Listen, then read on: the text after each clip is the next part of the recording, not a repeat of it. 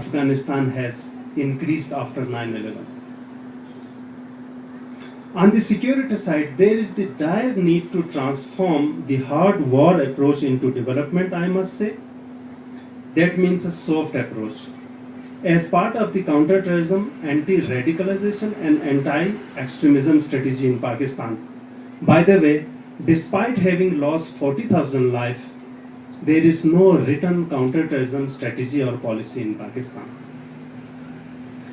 So, concluding and relevant to today's event, and pardon me if you are bored, is to say that some words on charity are donations in divine terms. I like that. The Holy Bible quotes, and now, Abidat, faith, hope, charity, these three, but the greatest of these is charity. This the Holy Bible says. Similarly, a Jewish proverb quotes, what you give for the cause of charity in health is gold, what you give in sickness is silver, and what you give after death is lead.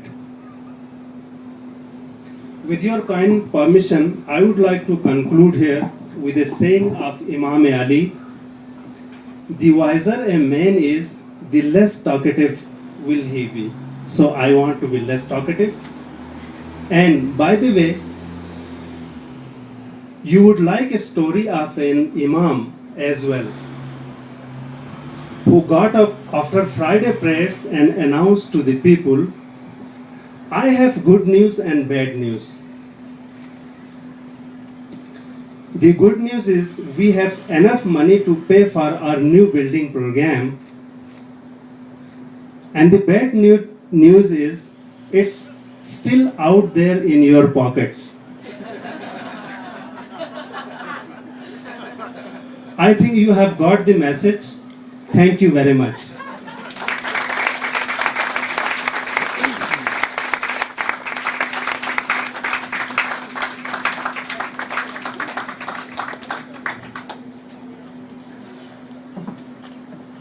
Thank you, Ahmed, for traveling so far and for sharing your perspective with us.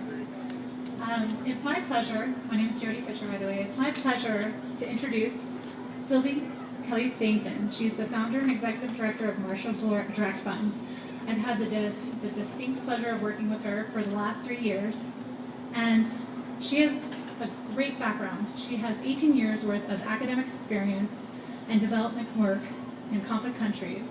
She is a graduate of the Fletcher School of Law and Diplomacy, where she has a master's in international security and international negotiation and conflict management. Her areas of focus include counterterrorism, Southwest Asia, and Middle Eastern studies. She cross-enrolled with Harvard's Kennedy School of Governance, where she studied non-state threats to international security. Her thesis, which began prior to 9/11, focused on U.S. counterterrorism policy as it relates to Al-Qaeda and other extremist networks. Now, I've traveled to Pakistan with this woman, and you may wonder how a 5'4" petite blonde American is received there. Let me tell you, whether she's interacting with students or our staff, with village elders or government officials, she has grace and diplomacy that inspires action and paves the way for Marshall Direct Fund success. I've never worked with someone I have been more proud of. I admire and respect and trust her tremendously. Please help me welcome Sylvie Stainton.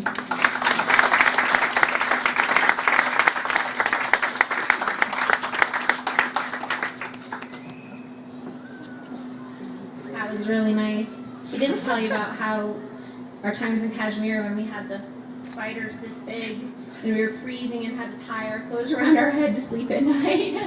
But we've had a lot of fun together traveling over there, and so thank you, Jody. I'm going to be brief, but there are some new people here tonight who don't know that much about Marshall Direct Fund, so I want to give you a brief overview and tell you what we've been up to this year and where we're going.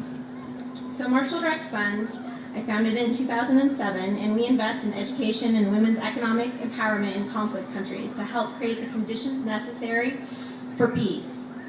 In the past 4 years, we are proud to tell you, with your support, we have provided 865 full scholarships for children in Pakistan. We've provided over 1,000 sets of uniforms and shoes, and over 1 million nutritious lunches, which is the lunch that gets the kids to come to school because of the opportunity cost.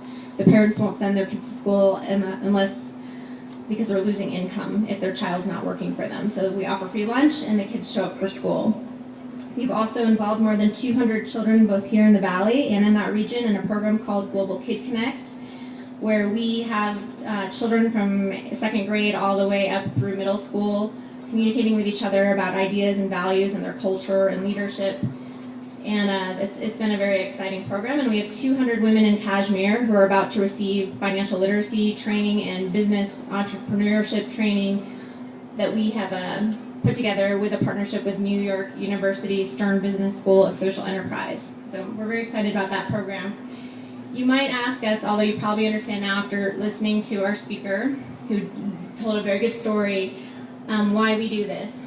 As he mentioned, Pakistan and Afghanistan is a very impoverished region of the world, with 74% of the population living off of under $2 a day. 50% of the people living there are illiterate.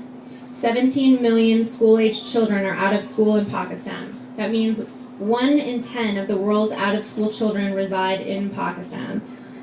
So it does matter. And in that environment of poverty and lack of opportunity, extremists thrive, drug runners thrive, gun runners thrive. And this is the way that these children get involved into extremism. They go for a job, and the profits made from this kind of work go to feed the Taliban. Or, in some cases, the Taliban find these children and say, I can offer you an even better job that will give you even more meaning in life, and recruit them, and sometimes, in some cases, buying them directly from human trafficking networks. Even in one case, spending $13,000 US worth for a 6-year-old to carry a basket of fruit, to carry what he thought was a basket of fruit to blow up a market in a suicide attack. We know that research shows us that investing in girls and women's education and economic empowerment, that we can do so much. We can safeguard the environment, we can improve the global economy, we can reduce armed conflict.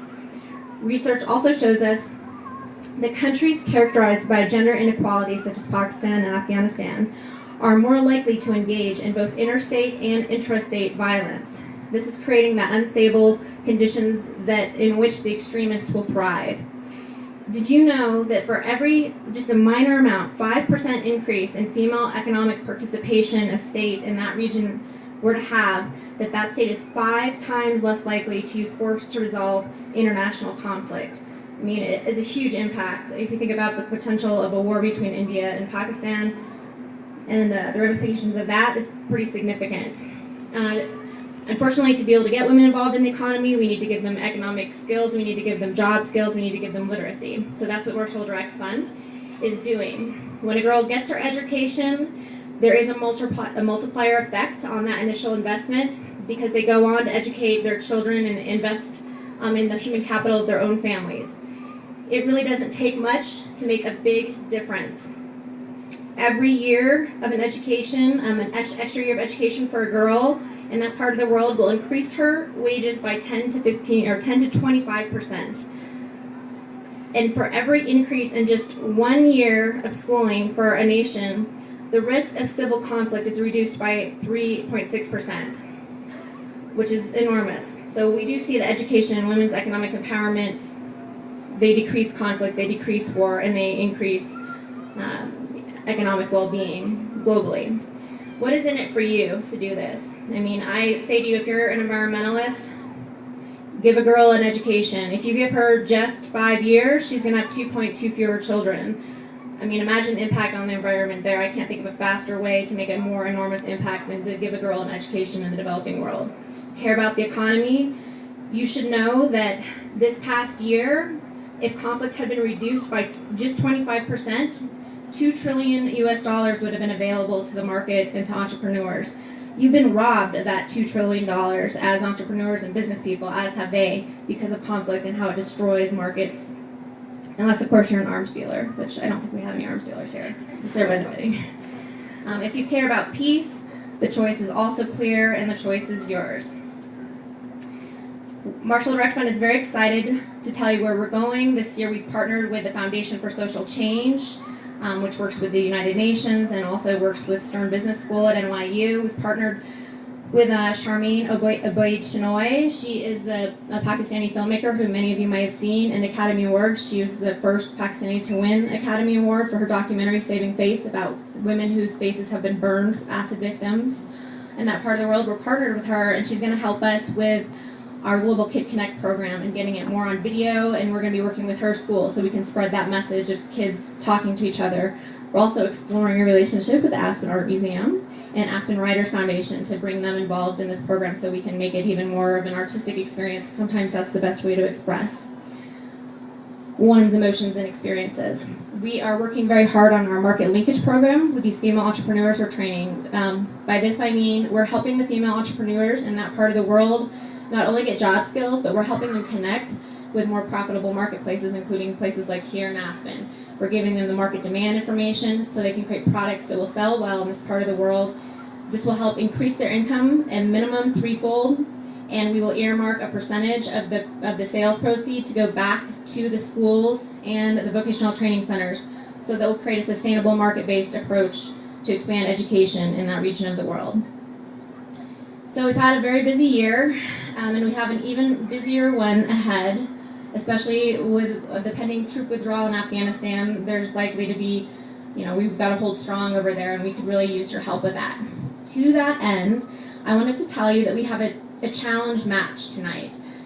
You might have noticed we had a thermometer inside. We have this program to train 200 women in Kashmir, which is to start in September. We've raised $35,000 of that $50,000 so far, and we've done this through some of you. We've done this through the Safer World Fund, which is the organization started by the victims, the family members of the victims of 9/11. And we'd like to be able to close that gap with your help here tonight. So with this $15,000 challenge match, they will give $1 for every dollar that you're willing to give to commit to that program tonight to help with this training program for the 200 women in Kashmir, which is where our distinguished speaker hails. So I'd like to ask you tonight, if you'd be willing to help us with this program, I'd like you to raise your hand. If you'd be willing to give us $1,000 to help us achieve this goal. If you could raise your hand, we have people in our audience, our interns will come around and they'll be able to take your name and information if you'd be able to help us with this cause. Thank you. Thank you, people. You guys are amazing. Thank you so much. Just keep your hands up if you would, and our interns will be coming by and they'll be collecting your information. Is there anyone here who would be willing to do $900? If so, please raise your hand. And again, you can just keep it in the air. Would there be anybody who could do $750? Yay! Thank you so much, John. Thank you. We appreciate that. This is amazing. And again, this is being matched dollar for dollar, so you're really having a great impact. And I'd like to also offer a $500 level. If anyone here tonight feels they could offer support at the $500 level, thank you so much, Megan. Thank you. If you keep your hand up, we'll have people come by. And then the last, if I could offer a $300 level, if anyone would like to be able to support it at the $300 level, please raise your hand, and we thank you so much for your support. Well, you guys, you move me every time we have this event. It gives me chills just to know how amazing the people are. I always know it, but when I see you, and one day I'm taking you all with me, and we are having a trek, by the way, to Kashmir next spring. So with Aspen Alpine Guides and One World Trekking out of Aspen. So please consider joining me, because you're going to meet some of these amazing people and you'll see the good work you have made possible on the ground. Thank you so much for doing your part to make the world a better place. Have a great evening.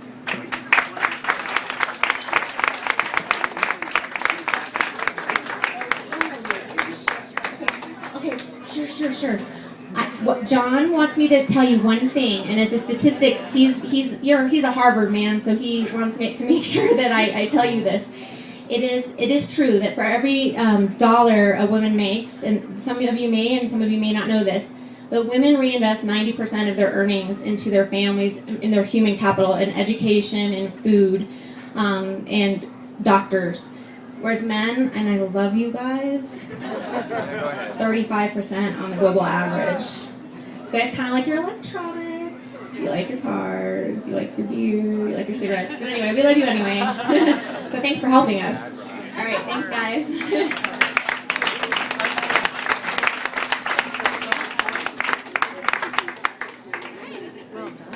Thank you. Thanks for your time. I made a recommendation. That worked good.